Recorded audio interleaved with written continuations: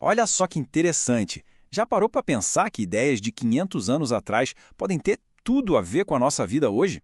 Pois é, a gente vai dar um mergulho na Reforma Protestante, mas calma, não é aula de história não. A ideia aqui é outra, é descobrir como os princípios daquela época podem, quem sabe, dar uma luz para a gente resolver uns problemas éticos bem atuais. Sabe aquela sensação de que às vezes o mundo parece que está de cabeça para baixo? A gente olha em volta e parece que a bússola do que é certo e do que é errado ficou meio desregulada. É uma confusão que a gente sente no dia a dia, vendo as notícias, tá em todo lugar, né? Então, essa sensação tem nome. O reverendo Roberto Brasileiro, que inspirou essa nossa conversa, usa uma imagem que, olha, é muito poderosa. Ele diz que a nossa ética hoje está em frangalhos. Pensa numa coxa de retalhos, sabe? Cheia de pedacinhos de pano, cada um de um jeito, uma cor, só que falta linha. Falta aquela costura forte para juntar tudo. Aí o que acontece? Fica tudo meio solto, desconectado, cada pedaço por si.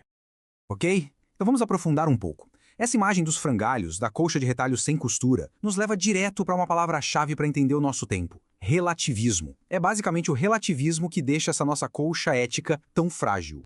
Tá, mas o que é esse tal de relativismo na prática? Bom, de forma bem simples, é a ideia de que não existe uma verdade única, um padrão de certo e errado que vale para todo mundo. Cada um tem a sua verdade, a sua própria régua para medir as coisas. Então, o que é certo para mim pode ser totalmente errado para outra pessoa e vice-versa. Não tem um ponto de referência em comum, sabe? E é aí que a gente vê o problema. De um lado tem o relativismo, onde cada um meio que puxa a brasa para sua sardinha. Isso abre uma porta enorme para justificar atitudes egoístas, sabe? Até mesmo a corrupção. Do outro lado, ter um padrão comum nos daria um chão firme, uma base sólida para a gente construir uma sociedade mais justa para todo mundo. Sem aquela linha forte para costurar a coxa, a sociedade toda fica mais frágil. Mas é aqui que a história dá uma virada fascinante. Porque diante de uma crise muito parecida, lá atrás, a Reforma Protestante chegou com uma resposta radical. A grande sacada dos reformadores foi dizer: peraí, vamos voltar para a fonte. E essa fonte eram as Escrituras, a Bíblia. A ideia era que ela deveria ser a base de tudo. Para a fé, sim, mas também para a vida.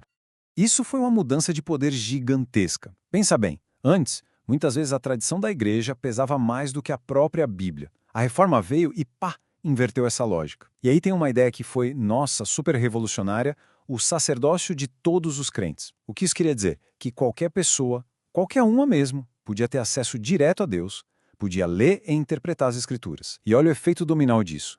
Se todo mundo pode ler a Bíblia, todo mundo precisa aprender a ler. Isso deu um impulso absurdo para a educação, para a alfabetização em massa. Foi algo que democratizou não só a fé, mas o conhecimento em si.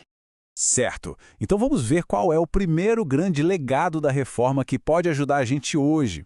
Se o problema lá atrás era a falta de um chão, de uma base, a reforma veio e propôs um chão bem firme: a verdade.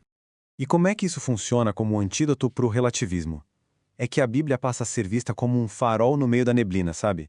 Ela oferece um padrão de verdade que está fora da gente, uma referência que não muda de acordo com a opinião da moda ou com o que é mais conveniente para cada um. É tipo uma âncora que traz estabilidade no meio desse mar de verdades individuais. E essa frase aqui, ela resume essa ideia de um jeito incrível. Fora de Cristo, tudo está fora do mundo. O que isso quer dizer é que essa verdade centrada em Cristo coloca as coisas no eixo. É exatamente o contrário daquela confusão do vale tudo, do relativismo. Ela oferece um centro, um norte, um ponto de referência seguro para a vida. Beleza, vamos agora para o segundo pilar, que é igualmente poderoso. Além da verdade como um chão firme, a reforma trouxe uma nova ideia de liberdade.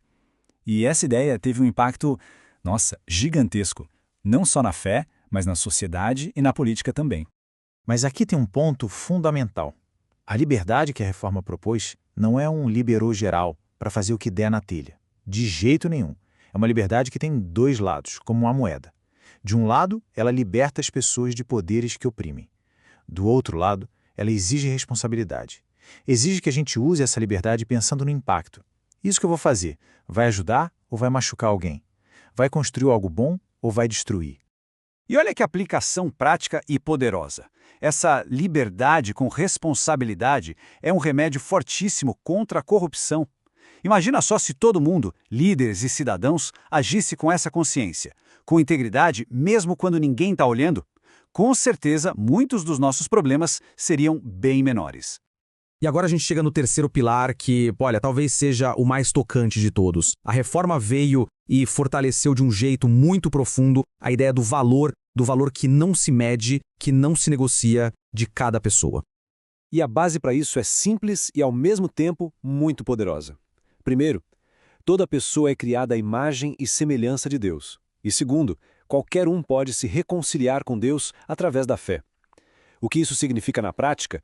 Que o valor de uma pessoa não está no dinheiro que ela tem, no cargo que ela ocupa, no sucesso que ela alcança. O valor dela vem de quem ela é na sua essência. E essa ideia, gente, não ficou só na teoria ou dentro da igreja. O impacto disso foi muito longe. Essa noção de dignidade de cada um influenciou diretamente a criação de conceitos como a liberdade de consciência, a solidariedade e, olha só, ajudou a formar a base de documentos importantíssimos como a Declaração Universal dos Direitos Humanos. É um fio que vem lá de trás e chega até hoje. Incrível, né? Ok? A gente viu então essas 3 ideias superpotentes. Uma verdade como chão firme, liberdade com responsabilidade e a dignidade de cada pessoa.